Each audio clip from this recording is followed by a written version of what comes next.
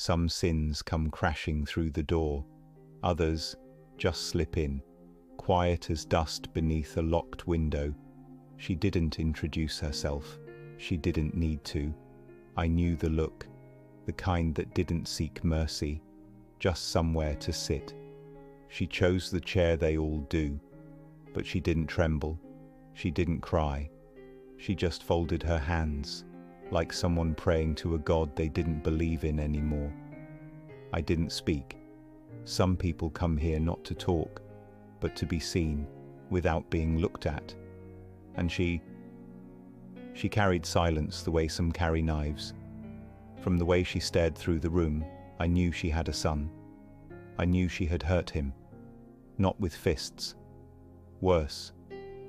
There are wounds no doctor touches, bruises without colour, and children who learn to flinch at nothing. She once left a drawing on the table. Stick figures, no mouths, one taller, one bent inward. She didn't explain it. She didn't have to. It screamed in a voice louder than words. I imagined the boy, always watching her, counting bottles, listening for the shape of her footsteps, trying to guess which version of her would walk through the door tonight.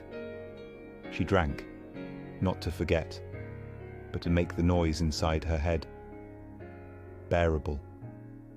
She once told herself it was for control, but the truth? Control had left that house long before the boy did. I remember how she looked at that drawing, not with affection, with something closer to guilt, the kind that never softens. She left without a word, still silent, still folded, like paper no one dared to open. After she walked out, I didn't move. Some confessions don't echo. They just stay, like fog in the corners of a room, long after the door closes. She came back, 8 days later, same hour, same coat, but this time, her silence was heavier, like she was carrying a full sentence, just without the words. Her hands didn't fold anymore. They fidgeted, opened, closed, like she was practicing how to hold something without shattering it. She placed something on the table, a napkin, folded, carefully. I didn't touch it. When she nudged it forward, I saw what was drawn on it. A cartoon face, wide smile, empty eyes. In the corner, one word.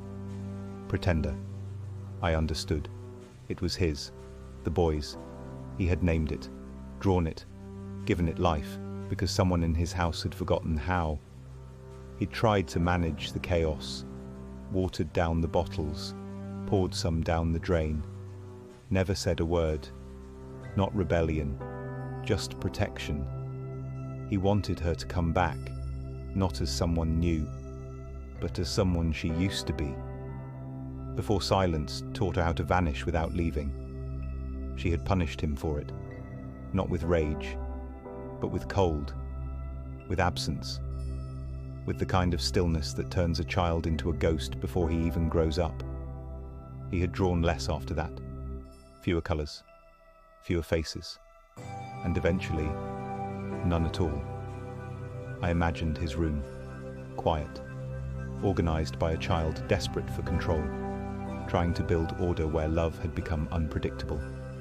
She once mentioned a certificate, perfect attendance. He brought it home. She didn't frame it. She didn't smile. She told him dinner wasn't ready and kept washing dishes. He stopped bringing awards after that. He stopped bringing pieces of himself. Her silence didn't just punish him. It taught him how to fold inward, how to disappear politely, like a paper boy in a paper house. She stayed longer that time, didn't cry, didn't confess, just sat, like a building no one dares demolish, 'cause even broken, it's still sacred. When she left, she forgot the napkin, or maybe she meant to. I didn't return it. Some things aren't meant to be handed back. Some things belong to the silence that left them behind. She came back different, Not like before, not like someone returning, like someone resurfacing from somewhere too dark to name. Her coat was heavier, but not from rain. She carried something beneath it, not in her arms. Inside her, I noticed the way she sat, not cautiously, not fearfully, but as if her body had started forgetting how to hold itself together. Her hands didn't move, her face didn't change, but her silence, it cracked. It spread into the room like smoke. This time there was no object, no napkin, no picture, just the shape of loss folded into every breath she took. She rested one palm on her stomach, a small gesture, unintentional maybe, but telling. That's when I understood. There had been another, not the boy, someone else, someone who never arrived. She had never spoken of the moment, of the choice, or the absence that followed it. But the way her breath stalled at the word child, even in silence, it said enough. Some decisions don't end with signatures. They echo, they haunt, they dig roots, even when no one sees them grow. I imagined the days after, how she avoided mirrors, how the sound of heartbeats on television must have hollowed her, how certain buildings, the ones with blue signs and sterile smells, could buckle her knees from across the street. She had likely told herself it was necessary, that she had no choice, that it was a moment, that it would pass, but the body remembers, the heart even more. Somewhere in her memory sat a waiting room, a clipboard, a soft voice saying, "It's over." But it wasn't. It never really is. She didn't cry when she sat across from me, but I could feel the tremor buried in her lungs, not from grief, from the guilt of still being here. I imagined what the child might have been, a girl maybe, with her eyes, a laugh she never heard, a name she never said aloud, or maybe she did say it, to herself, once, and then buried it deeper than memory goes. She had never said the word, but her silence screamed it. The boy, the son who did live, must have known. He would have watched her disappear a little more each day. He would have seen her pour more into the glass than into his plate, would have stopped asking questions because he already knew the answers weren't for him. She drank harder after that, not to forget the child, but to punish herself for remembering her, because remembering meant she still wanted her, and wanting her meant she wasn't really gone. She had once mentioned a drawer she couldn't open. I didn't ask what was in it. I already knew. The receipt, the paper bag, the appointment card, maybe even a hospital bracelet she never meant to keep. Some memories aren't revisited, they're locked, and the key is guilt. She hadn't spoken of love, not once, but she wore it in reverse. Love that had no form, no cradle, only consequence. She said nothing that day, not even with her eyes, but her presence was louder than any confession I've ever heard. She sat still, not because she was calm, but because she was broken in places that don't bleed. When she stood, I saw her hesitate, not at the door, at herself, as if deciding whether she deserved to move forward. I didn't follow, didn't speak. What could I offer to a woman who had buried a child without a funeral? When the door closed, the room remained full of air she had poisoned with memory, full of silence that had learned how to hurt. I lit a candle, not for the child, not for her, for the part of her that was still alive and refused to forgive itself. She walked in like grief had opened the door for her, not sorrow, not sadness, grief, the kind that doesn't wail, the kind that moves silently and takes your face with it when it leaves. This time she didn't just sit, she collapsed inward, like something inside her had already gone to ground. No coat, no objects, no drawings. She didn't bring anything. She came empty, but the room felt heavier with her in it. I didn't ask. I didn't need to. I've seen the look in mothers who've outlived their children. You don't forget it. The eyes don't wander anymore. They lock on something no longer there. Her hands rested on her lap, motionless, but her shoulders, they folded forward, like even sitting upright was a betrayal of what she'd lost. She didn't say it, not with words, but silence is articulate when you know how to listen. He was gone. The boy, the artist, the quiet one, the one who once tried to save her from herself.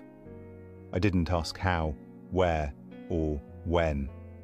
I just watched her breathe, as if each inhale had to ask permission. There had been signs, maybe, or maybe not. Sometimes children leave this world like they lived in it, unnoticed. She had once found his shoes by the door, left neatly, not forgotten, not abandoned, placed, like he wanted someone to find them and understand he was finished trying. There was a note. She hadn't read it. She couldn't. I think she knew what it said. And I think that's why she never opened it. 3 words, probably. The same ones she could never say back. She didn't cry that day. She didn't speak, didn't shift. She sat like a shadow that forgot how to vanish. Some losses don't take people from us. They take the version of us that was worth saving. I imagined the boy, not in death, but in the slow fade that led him there. A child who stopped asking, stopped drawing, stopped showing up, long before he ever left. She stayed in the room for what felt like hours, didn't move, didn't blink, just stared at nothing, and nothing stared back. I didn't try to offer comfort. Comfort would have insulted the weight of her silence. When she stood, she looked at the chair, not like she was leaving it behind, but like she was asking it for forgiveness. Then she turned, didn't look back, didn't close the door. She left it slightly open, like a memory she couldn't seal. I sat there long after, not praying, not grieving, just listening to what her silence had left behind, and wondering if she would ever return. But deep down, I knew. This was the kind of goodbye that doesn't echo. It just stays. She never came back. Not on the 9th day. Not in the weeks that followed. Not for the candle she once lit. Not for the drawing she left behind. The silence grew roots. Not in the church. In me. I stopped expecting her. Stopped checking the door, stopped holding my breath when the bell above it jingled. But every now and then, when the wind hit the stained glass just right, I'd remember her, or rather, the weight she brought with her. There's something strange about a person's absence that takes up more space than their presence ever did. She had left no last words, no gesture, no glance, just air. And a chair no one dared to sit in after. The drawing, the pretender, still lay folded on my desk. The paper had softened at the edges, but the ink, still sharp, still smiling, still hollow. Sometimes I'd light a candle next to it, not for her, not for him, for what never got to be. The woman had come here carrying layers of silence, stacked like old wallpaper. Each visit peeled one more back. Each departure left more of her behind. By the end, there was almost nothing left of her to return.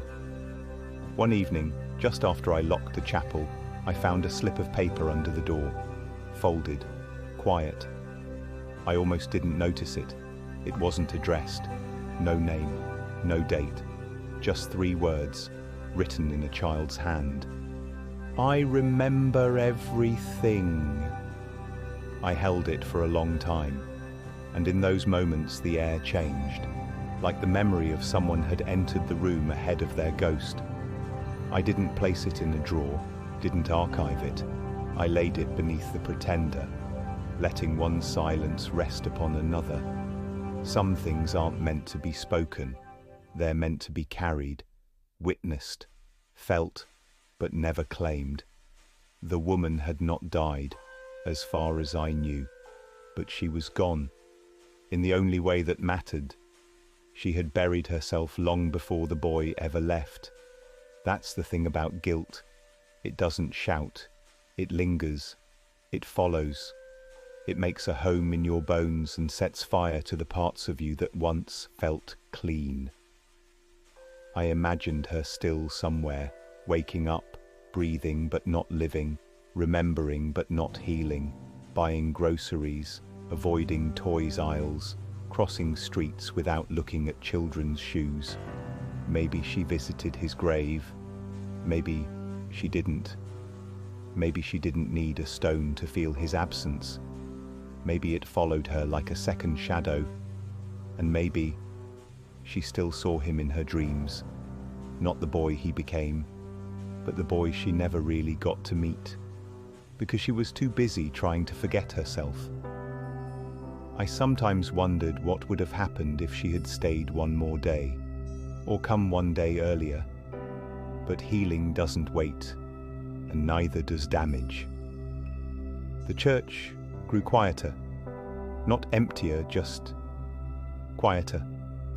Her silence had trained the walls. Even the echoes refused to bounce. One night, as I was locking the doors, I whispered a name I had never learned. And the strange part? The silence answered. She didn't need forgiveness. She needed someone to sit across from her and say nothing, and stay, even when it hurt. She never asked me to remember her, but I do. Not out of pity, not out of duty, because some sins don't need to be punished. They need to be witnessed. They say confession frees the soul, but sometimes confession is what remains when the soul has already left. She didn't leave a mark in the world, not the kind you see, but she left something in me, and I carry it, not as a burden, but as proof that silence, when held long enough, becomes something holy. So if you ever meet someone who doesn't speak of their past, who looks at you but not through you, sit, stay, listen to the quiet. It may be the only language they have left.